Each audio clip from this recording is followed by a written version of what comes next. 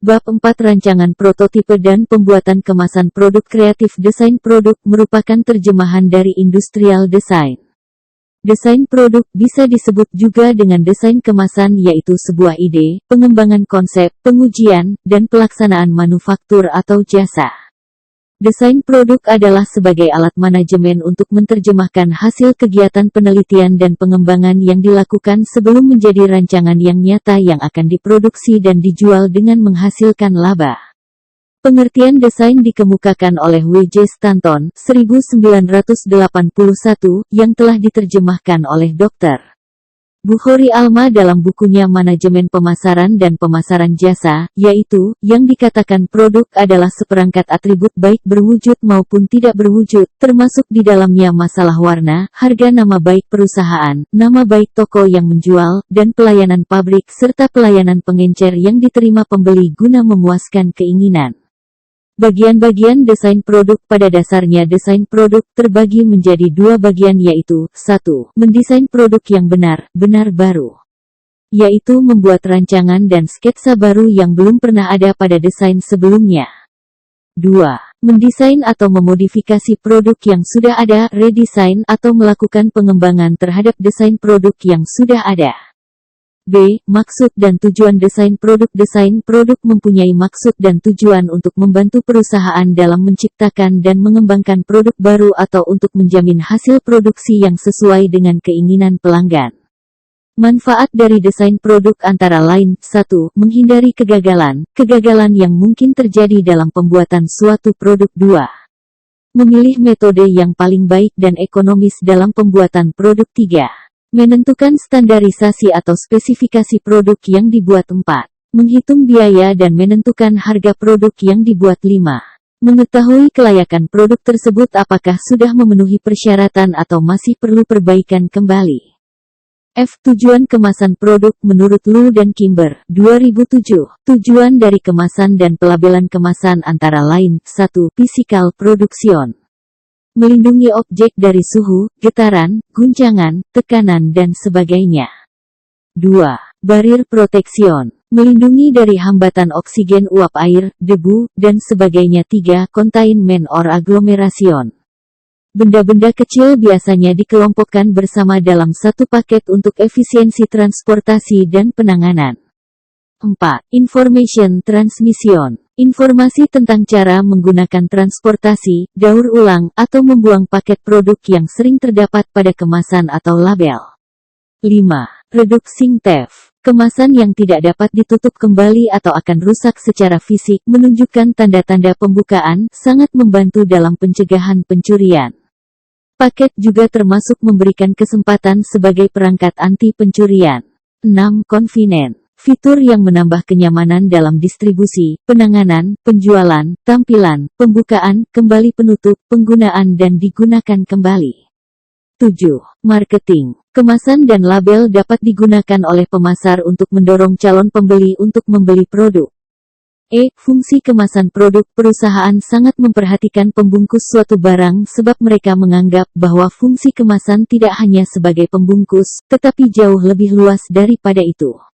Shimamura, 2007, mengemukakan pengemasan mempunyai dua fungsi, yaitu a. Fungsi protektif berkenaan dengan proteksi produk, perbedaan iklim, prasarana transportasi, dan saluran distribusi yang semua berimbas pada pengemasan. Dengan pengemasan protektif, para konsumen tidak perlu harus menanggung risiko pembelian produk rusak atau cacat. B. Fungsi promosional. Peran kemasan pada umumnya dibatasi pada perlindungan produk. Namun kemasan juga digunakan sebagai sarana promosional. Menyangkut promosi, perusahaan mempertimbangkan preferensi konsumen menyangkut warna, ukuran, dan penampilan. Selain berfungsi sebagai media pemasaran, kemasan juga memiliki beberapa fungsi lain, yaitu sebagai berikut. 1. Pelindung produk. Salah satu fungsi dasar kemasan adalah untuk mengurangi terjadinya kehancuran, busuk, atau kehilangan melalui pencurian atau kesalahan penempatan. 2. Memperkuat citra produk. Kemasan memberikan cara yang menarik untuk menarik perhatian kepada sebuah produk. 3. Kombinasi dari keduanya, marketing dan logistik, di mana kemasan menjual produk dengan menarik perhatian dan mengkomunikasikannya.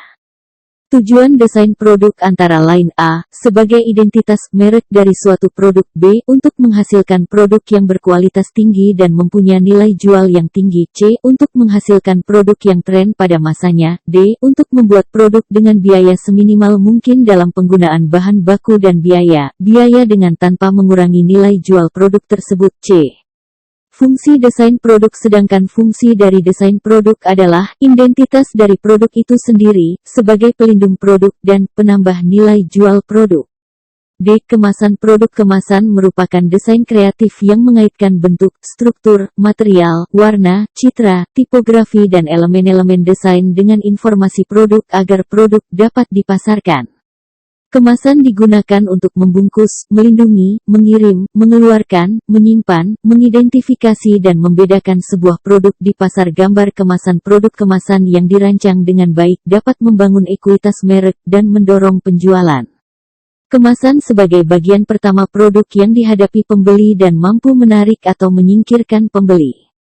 Pengemasan suatu produk biasanya dilakukan oleh produsen untuk dapat merebut minat konsumen terhadap pembelian barang.